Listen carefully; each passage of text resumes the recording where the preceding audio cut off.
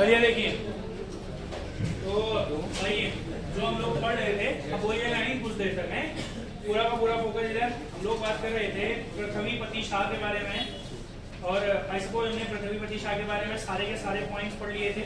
Important राजा भाई पृथ्वीपति शाह, और मैंने आप लोगों को बताया पृथ्वीपति शाह ने प्रारंभिक दौर में अपनी मम्मी के संरक्षण काल में पूरा का पूरा साम्राज्य किया था। और फाइनली हमने एक पॉइंट क्या पढ़ा हुआ था पृथ्वीपति शाह के समय में, ध्यान से सुनना, अभी इंपॉर्टेंट पॉइंट और है। पृथ्वीपति शाह की पूरी कहानी मैंने आपको समझा दी थी, अब सुनिएगा। पृथ्वीपति शाह सामूगढ़ का युद्ध मैंने लिखा था, औरंगजेब के आक्रमण लिख लिए थे। जितना भी मैंने आपको स्टोरी में बताया है वही आप लोग लिख लीजिएगा वहां पर। वो 5 जून तक की कहानी हमने पढ़ ली थी, 5 जून 1661, अगर आपको याद है। 5 जून 1661 को राम सिंह और मेदिनी शाह ने सुलेमान सिको को औरंगजेब के दरबार में क्या कर लिया था, प्रस्तुत कर दिया था। ये डेट इंपॉर्टेंट है, सुनिएगा। आपको जो अंतिम तिथि आप लोगों को बताई गई थी 5 जून की तारीख थी, 5 जून 1661। ये पेपर में आता है, बहुत बार आ चुका है, फिर से पेपर में आएगा कि आखिर किस तारीख को, ध्यान से समझना भाई, आखिर किस तारीख को औरंगजेब के दरबार में प्रस्तुत कर दिया गया था सुलेमान सिको को। और आप जानते हैं कि सुलेमान सिको कौन था, ठीक है भाई, और उसको क्यों ले जाया गया वहां जबरदस्ती, तो ये तारीख आपको याद रखनी है। चलो अब हम पृथ्वीपति शाह से संबंधित कुछ अन्य पॉइंट्स पर बात करते हैं जो और कुछ भी इंपॉर्टेंट है। अब मेरी बात को ध्यान से सुनते रहना, पृथ्वीपति शाह थोड़ा इंपॉर्टेंट है। अब इसी के बाद जैसे ही आप ये पढ़ेंगे तो आप इसके बाद हेडिंग डालेंगे सम इंपॉर्टेंट पॉइंट्स, और ध्यान से सुनना भाई। अब देखो तुम्हें पता ही है भाई, कंपटीशन के बारे में तो मैं तुम्हें रोज बताते रहता हूँ। फिर देखो भाई, फिर से फिजिकल होते जाएंगे, कंपटीशन बढ़ता जाएगा जीवन में ना। जीवन में देखो मेरे को क्या लगता है, जैसे ना तुम्हें एक बात बताता हूँ, मैं जब भी कोई भी काम करता हूँ, चाहे मैं अभी पढ़ा रहा हूँ, समझ आ रहा है ना, मैंने क्योंकि अपना बहुत ज्यादा टाइम पढ़ाने में दिया हुआ है, तो मेरे को पता है मैं ठीक ठाक पढ़ा लेता हूँ। मेरे पढ़ाने के बाद बच्चों का सिलेक्शन होता है, ये मुझे पता है ना। तो मेरे को अपने काम से सेटिस्फेक्शन है, और मैं अपने काम में आगे वो करते रहता हूँ, चाहे लोग मेरे बारे में कितनी बातें करते हैं। अगर तुम अभी भी मार्केट के अंतर्गत जाओगे, सबसे ज्यादा अफवाहें मेरी चल रही होंगी, तो तुम्हें लिख के दे सकता हूँ। समझा, किस चीज के बारे में मुझे भी पता चलता है, और इसके पीछे कई सारे कारण है। समझ में आ रहा है ना मैं क्या कह रहा हूँ? कारण यही है, किसको पता है भाई, क्योंकि अभी भी चला है। आर्मी के समय भी ऐसा ही हुआ था, तो पता है जब आर्मी वगैरह का फिजिकल वगैरह हुआ था ना, लोगों ने अपने यहाँ डेमो क्लासेस बंद कर दी थी। पहले दिन आओ, फीस पे करो, उसके बाद क्लास पढ़ोगे। क्योंकि कारण यही था कि डेमो क्लास इधर उधर, और अगर बच्चे इधर आते तो फिर वही था ना, डेमो क्लास कहीं नहीं आते थे, उसके बाद यही पढ़ते थे वो। ऐसा ये भी हो रहा है। अब धीरे धीरे उनकी ये स्थिति हो गई है, डेमो बुक्स नहीं तो भैया, कई डेमो वाले नहीं है, कई लूट मचा रखी है ना। तो मतलब अब अगर मैं फीस स्ट्रक्चर बताऊंगा कई सारी जगहों का, तो तुम्हें फिर विश्वास नहीं होगा या उस पर विश्वास नहीं होगा। फिर भी कई सारे अफवाहें चलते रहती हैं, मेरे को कभी कोई फर्क नहीं पड़ता है, बस मैं अपना काम अच्छे तरीके से करता हूँ। कंपटीशन तुम्हारे सामने भी है, बात वही है ना, कंपटीशन तुम्हारे सामने भी है। अगर तुम तमीज से अपनी पढ़ाई करोगे, कंपटीशन को दिमाग में रखते हो, तो पढ़ाता हूँ, मैं अपना कंटेंट अच्छा बनाता हूँ। ऐसा थोड़ी भाई जितनी किताबें मार्केट में है वही सब है ना, मैं भी उन्हीं का इस्तेमाल करता हूँ, मैं भी वही डाटा करता हूँ, बट मैं थोड़ा सा अलग तरीके से चीजों को करता हूँ। और वो लोग एफर्ट नहीं लगाते, कोई भी हो।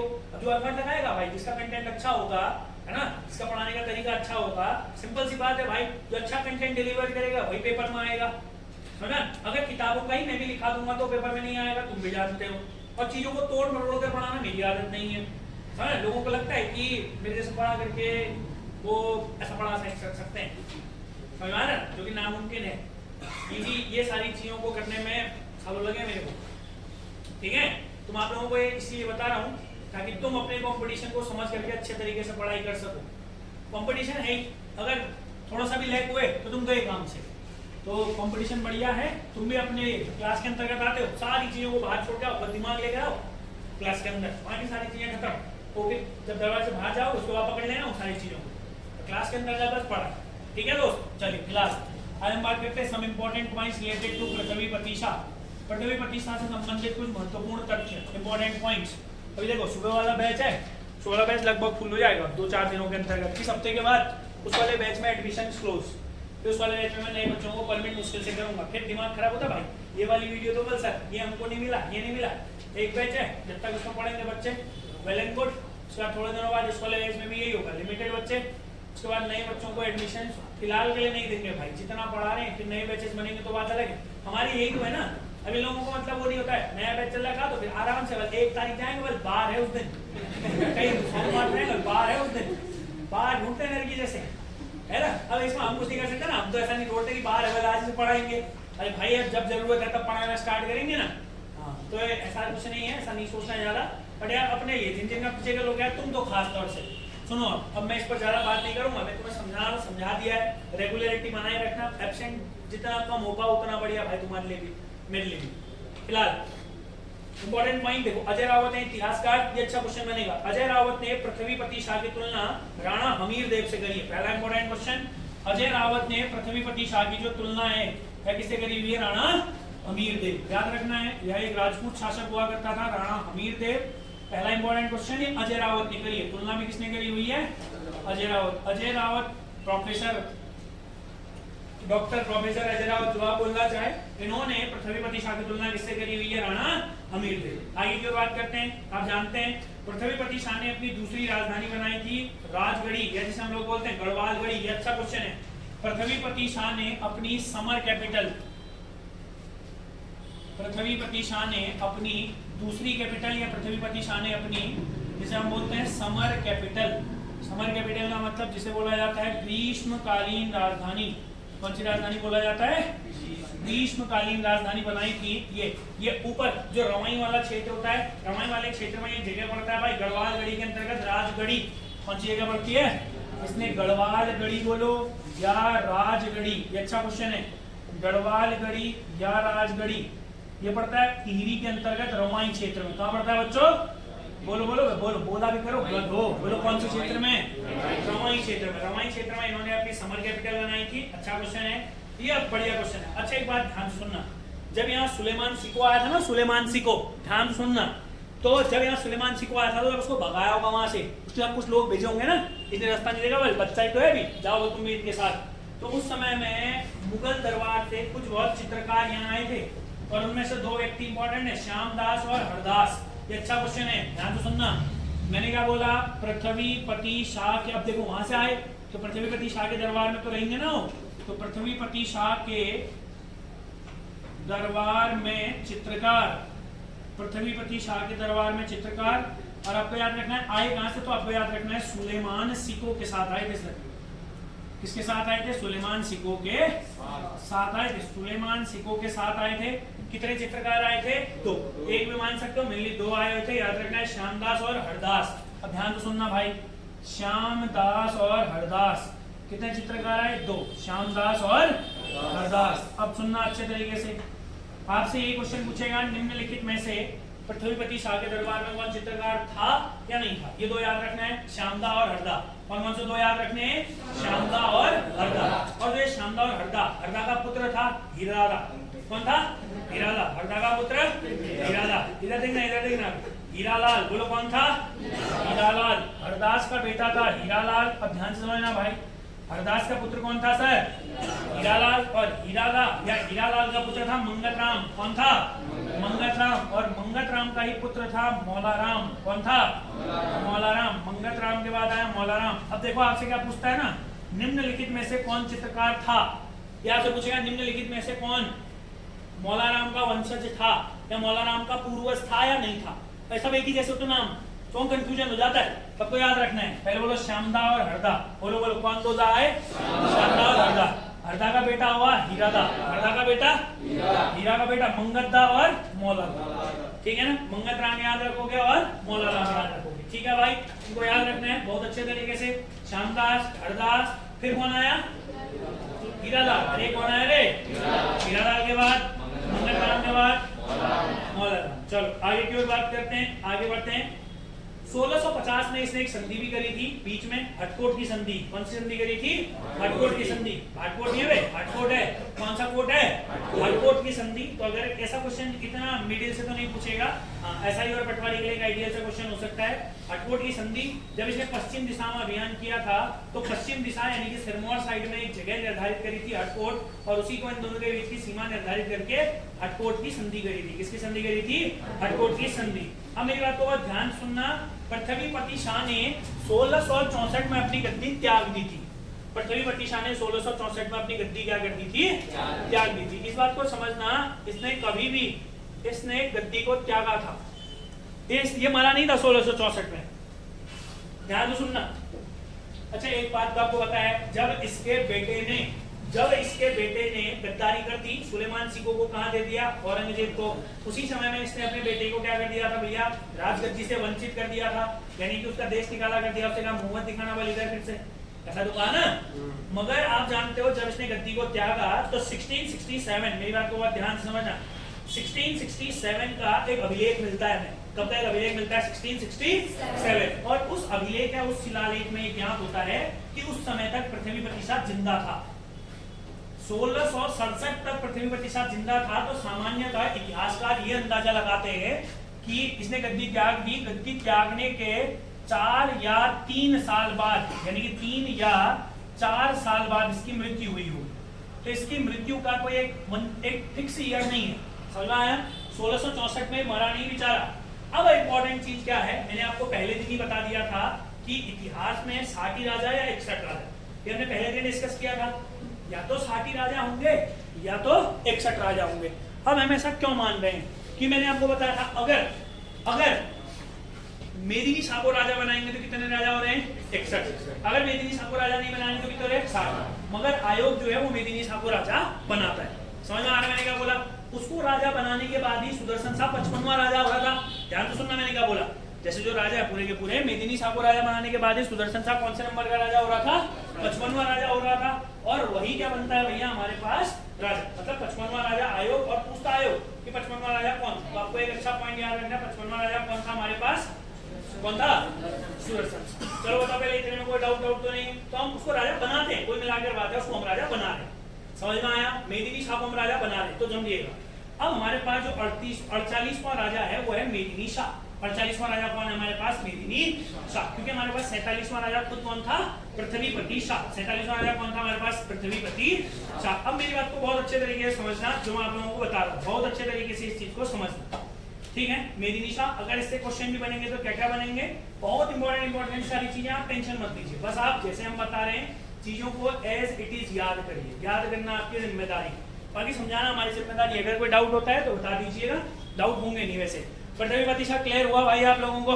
पृथ्वीपति शाह मेन तो हम पहले लास्ट लेक्चर में कर चुके थे। आज जो हम बात करने वाले हैं पृथ्वीपति शाह के बारे में, पृथ्वीपति शाह के बारे में जो हमने बात करी वो काफी इंपॉर्टेंट पॉइंट थे।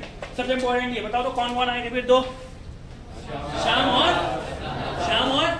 हरदा। क्लियर होगा ना? श्यामदा और हरदा, पर 2 दा याद रखने, श्यामदा और हरदा। हरदा का बेटा हीरा, हरदा का बेटा कौन था? हीरा का बेटा मंगलराम, मंगलराम का बेटा मौलाराम। ठीक है भाई, याद हो जाएगा। तो मौलाराम के पिताजी कौन थे? बल मंगलराम के पिताजी, अच्छा बोलो मौलाराम के दादाजी हीरा थे, मौलाराम के दादाजी। बहुत बढ़िया। चलो अब हम बात करते हैं आगे के बारे में। 48वां शासक मेदिनी शाह, 48वां शासक मेदिनी। अब सुनना भाई, अब यहाँ पर से इतिहासकारों में होगा मतभेद। अब मतभेद कैसा वाला होगा कि भैया इसको राजा बनाएं कि नहीं बनाएं। अब राजा बनाएंगे तो इसका कार्यकाल क्या होगा? अब पूरा फोकस इधर। अगर हम मेदिनी शाह के बारे में बात करेंगे तो शिव प्रसाद डबराल जो इतिहासकार है हमारे पास, शिव प्रसाद डबराल ऐसा बोलते हैं कि ये जो एक्टिव था यह था हमारे पास 1660 से लेकर के 84। मगर इसको दिमाग में बस रखना कोने में, ठीक है? ज्यादा इंपॉर्टेंट नहीं है। मगर वहीं पर को हमारे पास घनश्याम जोशी जी कहते हैं ये 64 से लेकर के 84 तक था। घनश्याम जोशी जी क्या कहते हैं? 64 से लेकर के 84 तक था। वो कहते हैं 60 से लेकर के 84 तक था। तो हमें था नहीं था हमारे लिए कोई मतलब नहीं है। मगर एक बात जरूर है, हमारे पास एक व्यक्ति औरंगजेब, औरंगजेब का एक पत्र आता गढ़वाल में। औरंगजेब का एक पत्र कहाँ आता है? गढ़वाल। औरंगजेब का गढ़वाल में एक पत्र आता है और उस पत्र में एक बहुत ही इंपॉर्टेंट सी चीज लिखता है औरंगजेब। औरंगजेब लिखता है कि जो मेदिनी शाह है उसकी मृत्यु हो चुकी है 1662 में।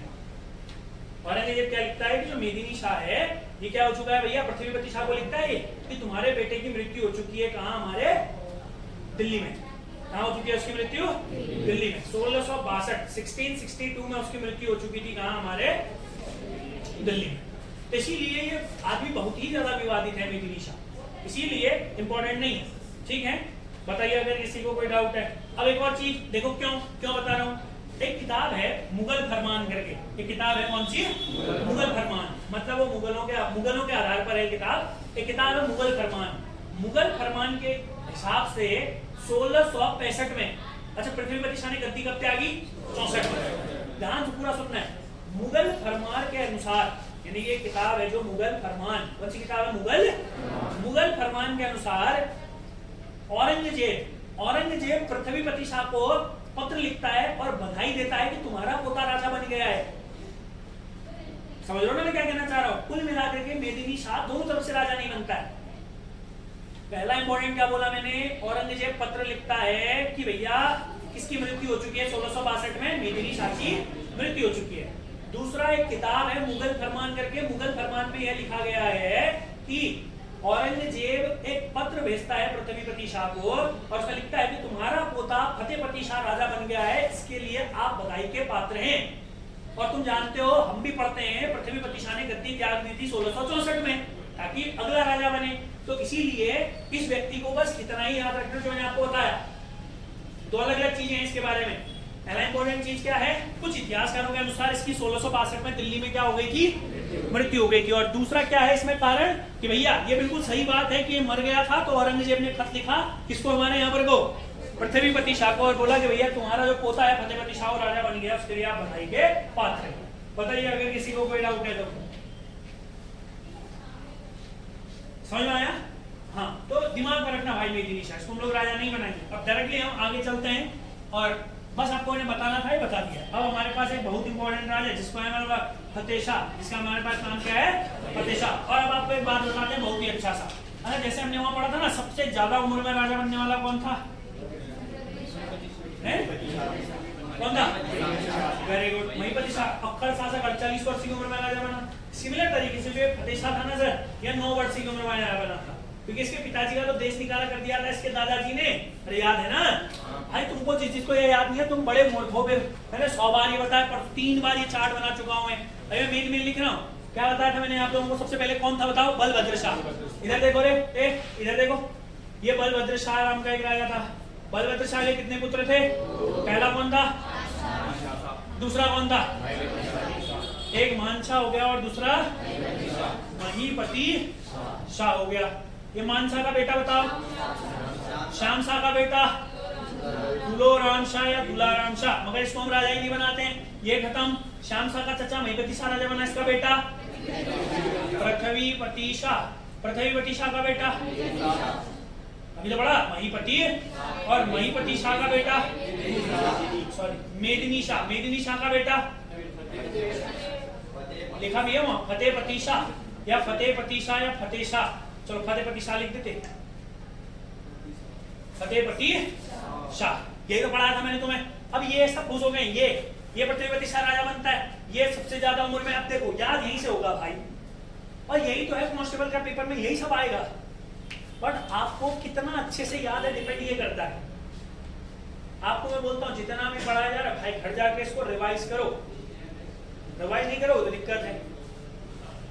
समझ में आ रहा है ना? कोई डाउट्स हैं? बताइए, कोई डाउट है? अरे गधो, समझ में आ रहा है? Very good. चीजों को ना भाई देख दोस्त समझो, जब तक समझोगे नहीं तब तक कभी नहीं बढ़ पाओगे। चाहे यहाँ की बात हो कहीं भी, अगर तुम्हारे यहाँ कोई भी डिसीजन तुमने अपने जीवन में कुछ भी करना है भाई, 2 मिनट के लिए चीजों को सोचो। भाई तुम्हारा पेपर है, मजाक थोड़ी है। तुम आज तक अबे भाई तुम खुद देखो यार। चलो मान लो तुम्हारा मन नहीं भी है भाई, तुमने मेहनत करी है ना, तुम फिजिकल कर रहे हो, तुम सारी चीजें कर रहे हो, लास्ट एंड मौके पर होगा वाला कई लोगों को रिटर्न तो हो ही जाएगा। अरे भाई कैसे होगा? हलवा है थोड़ा है, हलवा थोड़ी है भाई। सूजी डालो, पानी डालो, दूध डालो, बन गया। ऐसा नहीं होता है ना, यहाँ मेहनत करनी पड़ती है, यहाँ स्ट्रेटेजी होती है। समझ में आ रहा है ना? जब तक नहीं करोगे तब तक नहीं हो पाएगा। आप समझो, चीनी बिठा देंगे, निकल सीधर देख। महीपति शाह का बेटा कौन बना? महीपति शाह सबसे ज्यादा उम्र में राजा बना, क्योंकि इसका चचा था। पहले भतीज राजा बना, फिर चचा राजा बना नहीं बना? अब ये जब मरा तो ये छोटा था पृथ्वीपति शाह, तो इसकी वाइफ जो थी कर्णावती, उसने संरक्षण दिया, डन हो गया। अभी जो पृथ्वीपति शाह है, अभी पृथ्वीपति शाह बढ़िया खतरनाक शासन कर रहा है, मगर इसका लौंडा निकम्मा है, दुश्मन के साथ जा मिला, नरकी जैसा है ना। इसके पिताजी ने ऐसे कहा, बेटा दिखना मत, तू यहाँ घर मत आना, है ना। कुछ कहते कि घर आया था, जिसे चुपचाप देखा था खिड़की से, कुछ कहते घर आया था बल, कुछ कहते नहीं आया था। हमको लगता है नहीं आया था बल, क्योंकि मर गया था वहां दिल्ली में, ये निपट गया है। अब भाई इसका पोता ये है, बाप को राजा बनना था, है ना, बाप की उम्र हो रही है राजा बनने की, मगर बेटा बनेगा बल, क्योंकि दादाजी को ये पसंद नहीं है, ये ज्यादा पसंद है, ये नरकी था, इसको हटाओ। अब फतेहपति शाह, तो फतेहपति शाह बहुत बढ़िया आदमी है, 9 वर्ष की उम्र में राजा बनता बेचारा, इसको हम लोग फतेह शाह बोलो या इसी को फतेहपति शाह भी बोल सकते हैं। यह राजा बना 1664 में, ये रहा 1716 तक। अब देखो इसका कार्यकाल भी बहुत लंबा हो जाता है, इसीलिए इसका जो रूलिंग पीरियड है वो भी बहुत ज्यादा हो जाता है। कारण यही है कि भैया इस काम में अगर मेदिनी शाह होगा तो वो भी यही छुपा है, वो गिरा हुआ है। अब बढ़ते हैं आगे की ओर। पहला इंपॉर्टेंट चीज, इसी के कार्यकाल को गढ़वाल में पवार वंश का स्वर्णिम काल कहा जाता है। कोई दिक्कत नहीं है, इसी के कार्यकाल को गढ़वाल में क्या कहा जाता है? स्वर्णिम काल। गढ़वाल के पवार वंश का स्वर्णिम काल। गढ़वाल के पवार वंश का कौन सा काल? स्वर्णिम काल, जिसे हम लोग कौन सा काल बोलते हैं? गोल्डन पीरियड, स्वर्णिम काल बोलते हैं। अगला इसी का एक और नाम है भाई प्रीतम शाह। इसी को संगीत प्रेमी होने के कारण प्रीतम शाह कहा जाता है। इतिहास में क्या कहा जाता है? प्रीतम शाह। पेपर में आएगा क्वेश्चन। हाँ, यही व्यक्ति जो था हमारे पास, इसको संगीत प्रेमी होने के कारण क्या कहा जाता है? प्रीतम शाह। पहला इंपॉर्टेंट पॉइंट समझ में आया? संगीत प्रेमी होने के कारण इसको क्या कहते हैं बोला मैंने आप लोगों को? प्रीतम शाह। कोई डाउट तो नहीं है? अगर किसी को कुछ पूछना है तो आप पूछ लीजिए। अब ये 2 पॉइंट और रखे। अब ध्यान समझना, एक इतिहासकार है भक्ति दर्शन, आप सभी लोग जानते हैं उनको। भक्ति दर्शन के अनुसार इसका कार्यकाल है वो निम्न भागों में बांटा जा सकता है। ठीक है, ये भक्ति दर्शन के अनुसार है क्योंकि 9 वर्ष की उम्र में राजा बना है। अब सुनते हैं ना, मैंने पहले बोला था ये 4-5 राजाओं के बारे में अगर सब चीजें पता है तो मेडिवल हिस्ट्री में तुम ठीक जा रहे हो। अगर नहीं पता है तो भी खत्म है। 1-2 क्वेश्चन आएंगे यहाँ से, अगर 1-2 क्वेश्चन भी नहीं कर पाए तो भाई ये 3 हफ्ते हिस्ट्री पढ़ने का क्या फायदा? तो ये 3 हफ्ते तो माइनस हो गए। तो एक चीज याद करो, एसआई पटवारी वाले थोड़ा सा इनका कार्यकाल याद करो। एग्जामिनर वहां की ओर ज्यादा फोकस कर रहा है आजकल। कार्यकाल पूछ देगा आपसे कहां से लेकर के कहां तक है, उसको बस क्वेश्चन टफ बनाने से मतलब है अभी, क्योंकि सारे बेसिक क्वेश्चन आ चुके हैं पहले पेपरों में। और अगर मैं पहले बता दे रहा हूँ, इतिहास में अगर तुमसे एग्जामिनर चाहेगा कि क्वेश्चन बने तो बहुत ईजी देगा। मैंने तुमको कई बार बताया ना, समझ में आ रहा है ना? अगर इतिहासकार तुमसे बोलेगा तो आपसे कुछ भी पूछ देगा, पृथ्वीपति शाह के बारे में कुछ भी पूछेगा, इजी। अगर एग्जामिनर ने टफ क्वेश्चन बनाना तो फिर खतरनाक पूछेगा, वो मुश्किल हो जाएगा फिर करना। इसीलिए हिस्ट्री में स्ट्रेटेजी इंपॉर्टेंट है। ऐसा थोड़ी है कि महीनों भर तक इतिहास ही पढ़ो, लास्ट में 3 क्वेश्चन आएंगे और खत्म कहानी। मैंने आपको डिवीजन पहले दिन ही बताया था कि कौन से कितने क्वेश्चन आएंगे। ठीक है भाई, उसी अकॉर्डिंग पढ़ना है। हरियाणा नहीं है, जैसे मतलब हरियाणा समझ तो तुम आजकल वो आई हुई खेतों में। हाँ, तो भक्ति दर्शन के अनुसार 2-3 पॉइंट को समझो। देखो, पहला ऐसा कहा जाता है कि पहले के 4 साल तक इसको संरक्षण दिया इसी के पिताजी ने। भक्ति दर्शन के अनुसार है सब चीजें। 1664 से लेकर के 68 तक इसका जो संरक्षक थे, इसका जो संरक्षण काल था, इसका जो संरक्षण दिया हुआ किसने दिया सर? पृथ्वीपति शाह। इसको जो संरक्षण दिया वो किसने दिया? पृथ्वीपति शाह ने दिया। पहला इंपॉर्टेंट चीज जिसको संरक्षण दिया वो किसने दिया? पृथ्वीपति शाह। उसके बाद ये इंपॉर्टेंट, अब ध्यान समझना, यहाँ पर 2 राजमाताएं आएंगी। एक राजमाता आएगी, राजमाता कटौची देवी। समझ में आ रहा है ना? क्या बोला मैंने आप लोगों को? राजमाता कटौची देवी।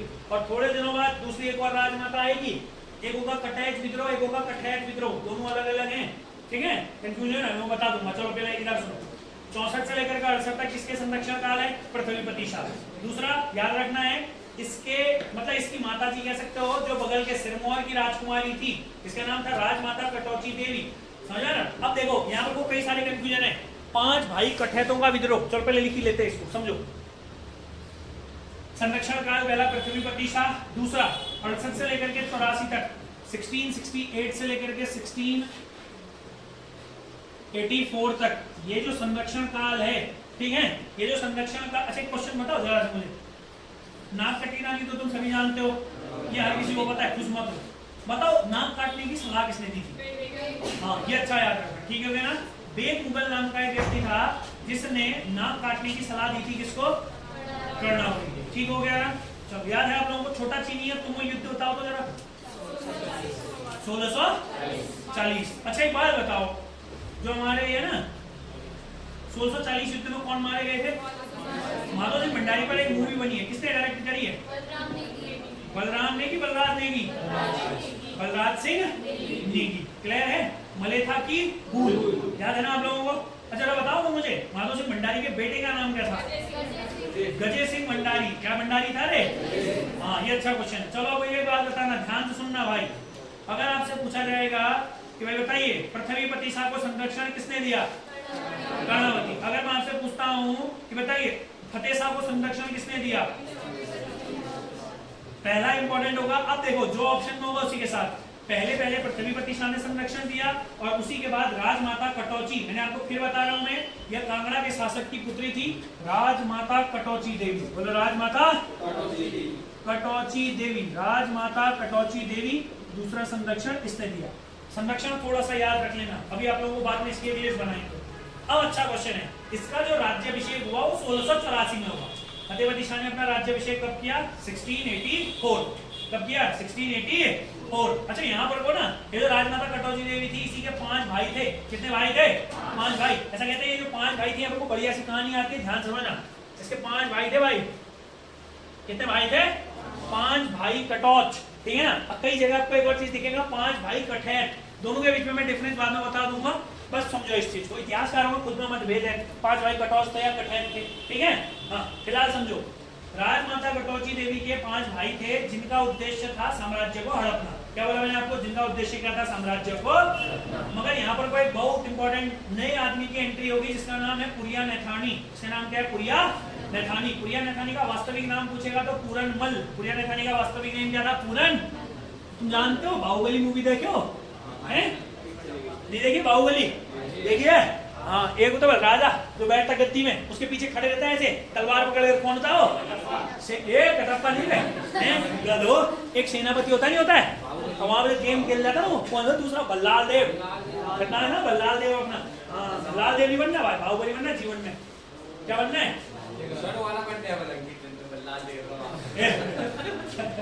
चलो अब सुनो इधर, आज एक बात को समझना, और उसके पीछे एक सेनापति था। वैसे ही जस्ट इमेजिन गद्दी में, इधर देख 1684 में गद्दी में बैठ रहा है फतेह शाह। कौन बैठ रहा है? फतेह शाह। उसके पीछे ऐसे तलवार लेके खड़ा है पूरनमल। कौन खड़ा है? पूरनमल, या जिसी को हम लोग क्या बोलते हैं? पुरिया नैथानी। क्या बोलते हैं? पुरिया नैथानी। अच्छा देखो, पुरिया नैथानी से एक क्वेश्चन तो सबको आता है, गढ़वाल का चाणक्य। बच्चा बताएगा गढ़वाल का चाणक्य किसे कहेंगे? पुरिया नैथानी। मगर अगर मैं पूछूं तुमसे, बताओ गढ़वाल का नाना फड़नवीस किसे कहते हैं? क्या बोला मैंने आपको? हाँ गढ़वाल का फड़नवीस या गढ़वाल का नाना फड़नवीस। तो आपका आंसर होगा क्या? गढ़वाल का भीम कौन था? नीरज भट्ट था, भूल गए? हाँ लोधी रिखोला। कौन था? लोधी रिखोला। पता भी था मैंने, गढ़वाल का रखवाला भी लोधी रिखोला। याद है ना? हाँ भाई याद रखो, ऐसे ऐसे कैसे चलेगा भाई? गढ़वाल का रखवाला लोधी रिखोला है, गढ़वाल का भीम लोधी रिखोला, गढ़वाल का चाणक्य है, गढ़वाल का नाना फड़नवीस पुरिया नैथानी। तो सुनो वही, अब ध्यान समझना भाई, ये खतरनाक आदमी है। गद्दी पर बैठा है कौन? फतेहपति शाह। 1684 राज्याभिषेक होगा किसका? मेरा होगा, नीरज भट्ट का होगा राज्याभिषेक। अरे किसका होगा? हाँ फतेहपति शाह। किसका होगा? फतेहपति शाह। और यहीं पर कोई एक और व्यक्ति को इंट्रोड्यूस करते हैं राज्याभिषेक के समय में। इसका सेनापति कौन? हाँ पूरनमल या पुरिया। हाँ पुरिया नैथानी। पुरिया नैथानी। पुरिया नैथानी। नैथानी वैसे बाम तो खतरनाक वाले, बाम उच्च लगा था भाई ये नैथानी लोग। चलो देखो इधर, पुरिया नैथानी मेरा भी दोस्त है गढ़वाल वाला, नैथानी खतरनाक आदमी है। पुरिया ने हाँ खड़े खड़े बेचते थे, सही कह रहे जोशी, उसको पता ना?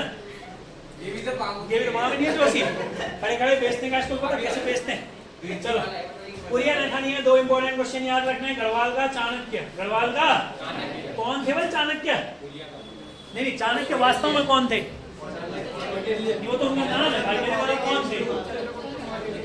चंद्रगुप्त मौर्य के क्या गुरु। पता है ना हम लोगों को, हमने एंशिएंट हिस्ट्री में पढ़ा हुआ था किस तरीके से चाणक्य की मदद से ही अपना मौर्य साम्राज्य बनाया था चंद्रगुप्त मौर्य ने, है ना। मगर चंद्रगुप्त मौर्य बहुत इंपॉर्टेंट आदमी है, बढ़िया सा आदमी, ठीक है ना। हाँ तो चाणक्य जैसे ना, चाणक्य जैसा गुरु हर किसी के जीवन में होना चाहिए। आप लोगों को भी मैं एक गुप्त सलाह देना चाहूंगा, जीवन में कोई भी हो मतलब एक चाणक्य जैसा गुरु आप लोगों के पास होना चाहिए भाई। ऐसा वाला गुरु नहीं है भाई, हम गुरु थोड़ी है भाई, हम तो भाई एक एजुकेटर है, हमारे पास ऐसी नीतियां नहीं है। चाणक्य वाली नीति होती तो फिर बात ही कहती भाई, है ना। इतना परेशान होने की जरूरत नहीं पड़ती मेरे को।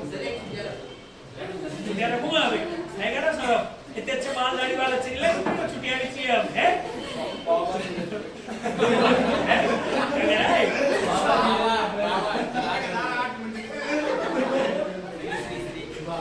काट देंगे भाई दाढ़ी, तुम टेंशन मत लो।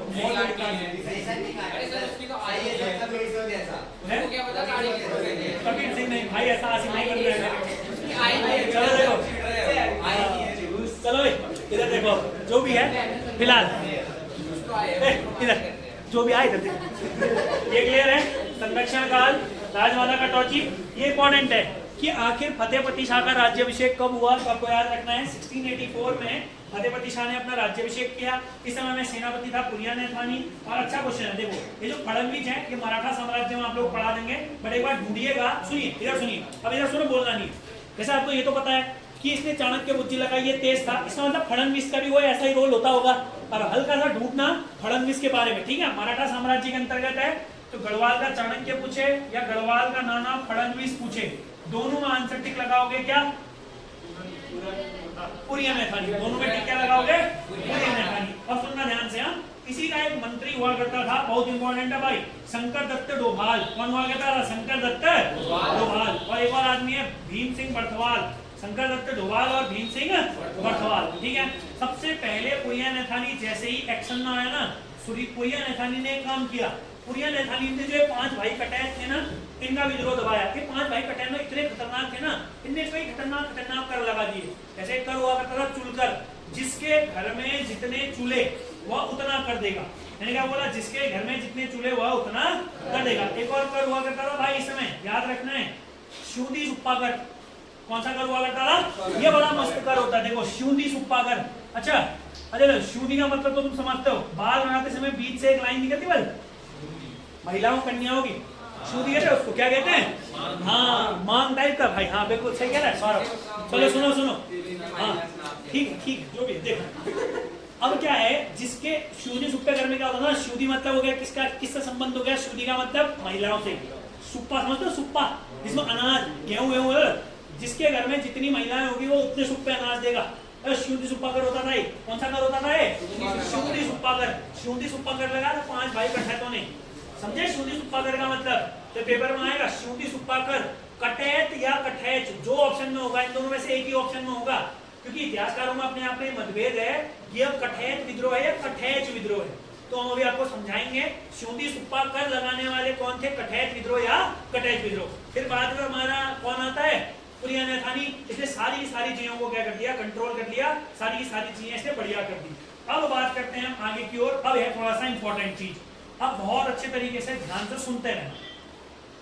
बड़े भैया आगे को, फतेहपति शाह का इंट्रोडक्शन क्लियर हुआ, अच्छे तरीके से एक बार इसको देख लीजिए। हाँ, इधर देखना, देख सवाल इधर देख। सबसे पहला हमने इंपॉर्टेंट पॉइंट क्या पढ़ा? गढ़वाल का स्वर्णिम काल। अब तुम्हें एक बात बताऊं, मैं अब भी बता देता हूँ, तुम खुद देख लेना, तुम्हें खुद बहुत अंदाजा आ जाएगा। जब मैं तुम्हारे मॉक टेस्ट भी लूंगा ना, तो तुम्हें खुद भी होगा। मैं जब पूछूंगा ना गढ़वाल का स्वर्णिम काल किसे, पहला ऑप्शन पृथ्वीपति शाह, दूसरा ऑप्शन मेदिनी शाह, तीसरा श्याम शाह, और चौथे ऑप्शन में या तो मैं चौथा ऑप्शन दे दूंगा नन ऑफ दीज। अभी तो याद है फतेहपति शाह है, और उस समय ऐसा रड़बड़ीता है ना आदमी, दिमाग काम ही नहीं करता उस समय में, तो सब पति वाले याद है, अपना लगाऊं मैं, नन ऑफ दीज भी है, और फिर सोने पर सुहागा नन ऑफ दीज जो आ गया, तो समझ में आ रहा है ना। तो इसीलिए चीजों को याद करो। फतेहपति शाह के कार्यकाल को क्या कहेंगे? स्वर्णिम काल कहेंगे। स्वर्णिम काल इसलिए क्योंकि इसके पास एक बहुत इंपॉर्टेंट आदमी है, कौन? पुरियाने थानी। पुरियाने थानी बहुत इंपॉर्टेंट आदमी है, समझ गए? कटौची देवी, कठैच, और 1684 में इसने राज्याभिषेक किया। इसके पेपर में आने की क्षमता है कि फतेहपति शाह ने राज्याभिषेक कब किया, क्योंकि इसका जो कार्यकाल है वो कैसा कार्यकाल है? स्वर्णिम कार्यकाल है, गोल्डन पीरियड है। चलो अब बात करते हैं फतेह शाह के अभियानों के बारे में। फतेहपति शाह ने जो अभियान किए थे,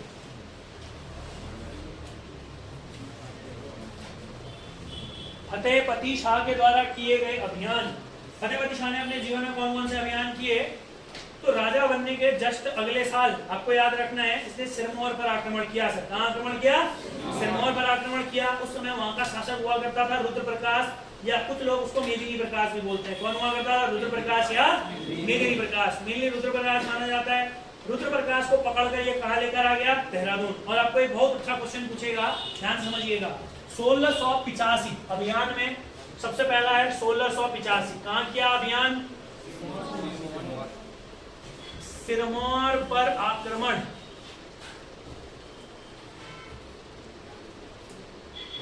सिरमौर पर क्या किया? जब इसने सिरमौर पर आक्रमण किया था, शासक कौन था यहाँ का? रुद्र प्रकाश। यहाँ का शासक कौन था? रुद्र प्रकाश यहाँ का शासक था। इसको पकड़कर देहरादून ले आए।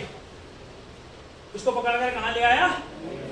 देहरादून लेकर के आया और एक अच्छा सा क्वेश्चन है, आपको याद रखना है। इसने इसको 3000 रुपए का कर्जदार बनाया। रुद्र प्रकाश को 3000 रुपए का क्या बनाया? कर्जदार। यानी किससे कहा कि भाई अब तू हार गया है, तू 3000 देगा। और एक और अच्छा क्वेश्चन, सिरमौर और गढ़वाल के बीच को वैराटगढ़ को, कौन सा गढ़? वैराटगढ़ को सिरमौर और गढ़वाल के बीच में सीमा निर्धारित करा। ये अच्छा क्वेश्चन है। अगर आपसे कभी पूछेगा कि बताइए निम्नलिखित में से ऐसा कौन सा राजा था जिसने सिरमौर और गढ़वाल के मध्य सीमाओं का बंटवारा किया या बाउंड्री को फिक्स किया, तो आपको एक बहुत इंपॉर्टेंट व्यक्ति याद रखना है। कौन था वो हमारे पास? फतेह शाह। फतेह शाह ने आक्रमण किया और वैराटगढ़ को गढ़वाल और सिरमौर के मध्य में सीमा निर्धारित किया। चलो, अब इसके कार्यकाल में एक बहुत ही इंपॉर्टेंट युद्ध होता है।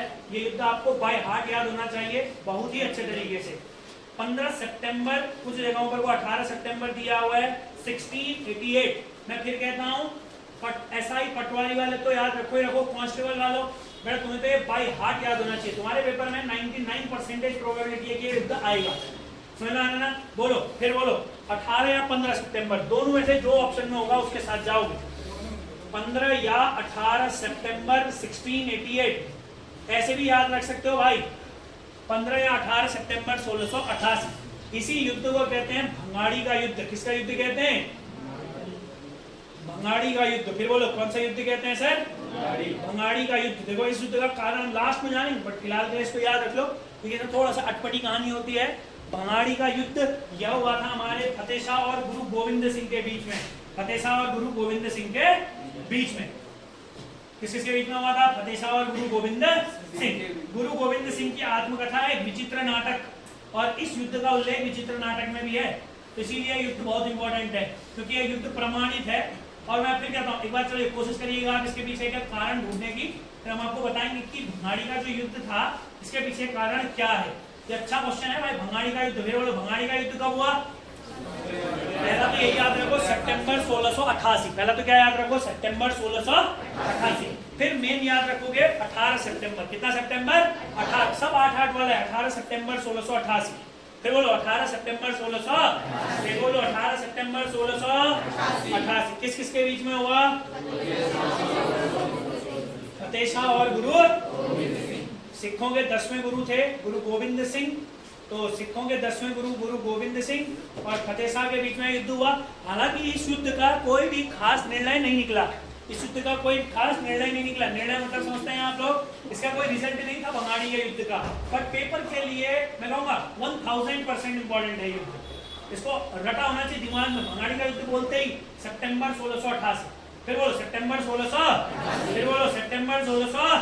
फिर बोलो सितंबर 1688। इसमें बहुत सारे कारण हैं, आप कभी थोड़ी देर बाद समझ में आ जाएगा, मैं आपको बता दूंगा।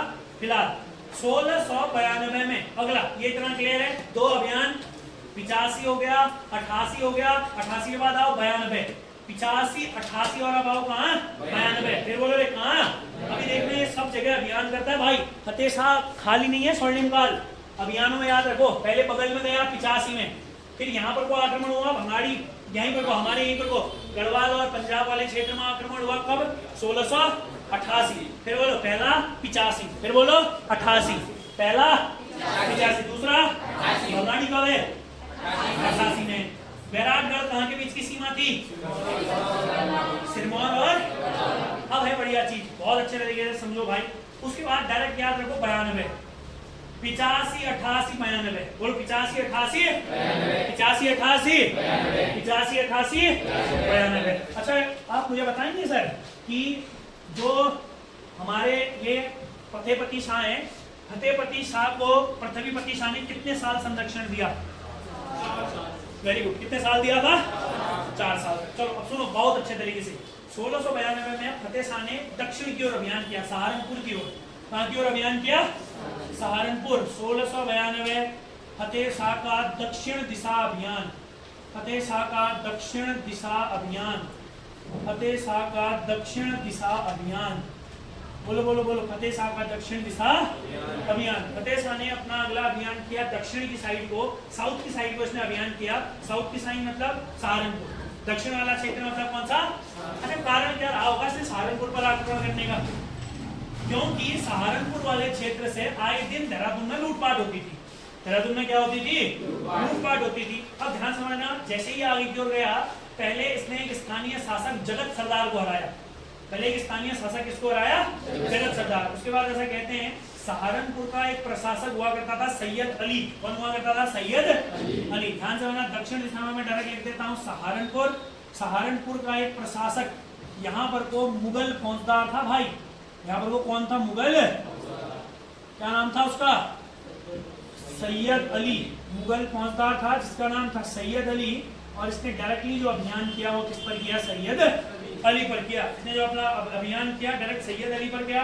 और ऐसा कहा जाता है कि जो सैयद अली हुआ करता था यह डायरेक्टली भाग गया दक्षिण की ओर। कहाँ की ओर भाग गया, या दक्षिण की ओर भाग गया। तब कुछ लोग कहते हैं कि यह मुगलों से मदद लेने के लिए पहुंचा, मगर इसको भी क्या कर दिया गया सर, पराजित कर दिया। समझ में आ रहा है ना। अब बहुत इंपॉर्टेंट क्वेश्चन है, 1692 में ही फतेह शाह ने हमारे यहीं सहारनपुर में फतेहपुर नगर बसाया। कौन सा नगर बसाया, फतेहपुर। ध्यान समझना, ये जीतने के बाद मुगल फौजदार सैयद अली इसको पराजित किया। इसको बोलो, इसको पराजित किया। और इसी में एक और पॉइंट, देखो सारे पॉइंट इंपॉर्टेंट है, ऐसा कुछ नहीं है कि जो बहुत दूर का पॉइंट है। बस हमको क्या याद करना है, आज आपने पढ़ा फतेह शाह के बाद घर जाके रिवाइज करा, आराम से आधे घंटे घूमो, एक बार रिवाइज करो, याद करो, आधे घंटे घूमो, तुरंत आओ, बिना देखे कॉपी पकड़ो, लिखो। ऐसे होता है याद, ऐसा थोड़ी अब भी पढ़ा अब भी लिखा। वो तो चलो उस समय में याद कराने के लिए मैं बोल देता हूँ लिखो करके, उससे भी बहुत फर्क पड़ता है। याद ऐसी नहीं, रात को पढ़ो, सो जाओ, सुबह उठो, बिना कॉपी खोले लिखो उसको कॉपी में, देखो तुम्हें कितना याद है। और ऐसे ही चौथे दिन लिखो, बैठे हो आराम से, कहीं भी बैठे हो, क्लास में जल्दी आओ, क्लास लेट है, मैंने परसों ही पढ़ा था, बिना देखे लिखो, एक बार हो गया रिवाइज। ऐसी होती पढ़ाई। कभी भी ऐसा मत समझना कि तुम एक फिक्स शेड्यूल बनाओगे और तुम्हारा सिलेक्शन होगा ना। जिनका सिलेक्शन होता है उनका जीवन ही पढ़ाई होती है। आम डेली का जो रूटीन होता है वही पढ़ाई है, खत्म। हर चीज में पढ़ाई। समझ में आ रहा है ना मैंने क्या बोला। या तो तुम 3-4 घंटे ऐसे पढ़ रहे हो कि मतलब बहुत ही गजब, और धीरे धीरे आदत बनाओ। आदत किसी की भी स्टार्टिंग से नहीं होती है। किताबों के साथ जीवन व्यतीत करना अपने आप में कला है, और जिस दिन ये कला आ गई तो बहुत आगे जाओगे जीवन में। समझ में आ रहा है मैंने क्या बोला। हाँ, किताबों के साथ समय बिताना बहुत जरूरी है। फिलहाल हो गया।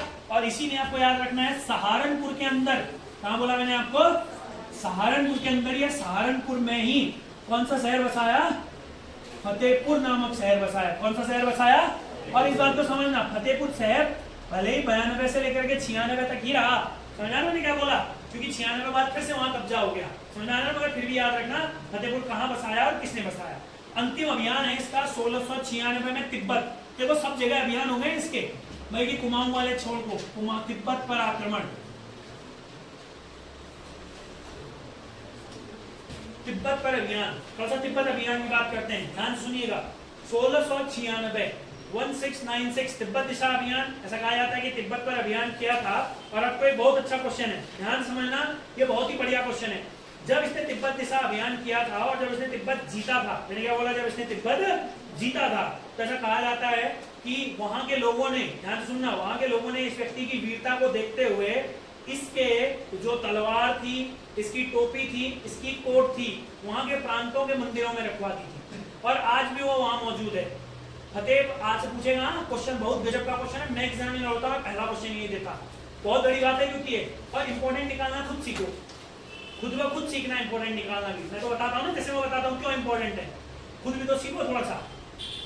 अरे गधो, समझ में आ रहा है। तो सुनो, जब इसने तिब्बत पर अभियान किया तो इसके, जब इसने वहां जीता होगा, जब खतरनाक लड़ा होगा ना, तो इसका तलवार, इसकी कोट, इसकी टोपी वहां के लोगों ने वहां के मंदिरों में रखवा दी। महाराज बल दो तुम्हें बल, खतरनाक आदमी था फतेहपति शाह। समझ आ रहा है ना। तो अच्छा क्वेश्चन है। तिब्बत पर अभियान किया, यहाँ पर वो नोट करके लिखना, इंपॉर्टेंट करके। तिब्बत अभियान के बाद इसकी तलवार, इसकी टोपी और इसकी कोट, ये सारा का सारा वहां तिब्बत के अंतर्गत दापा प्रांत के मंदिरों में रखा गया है।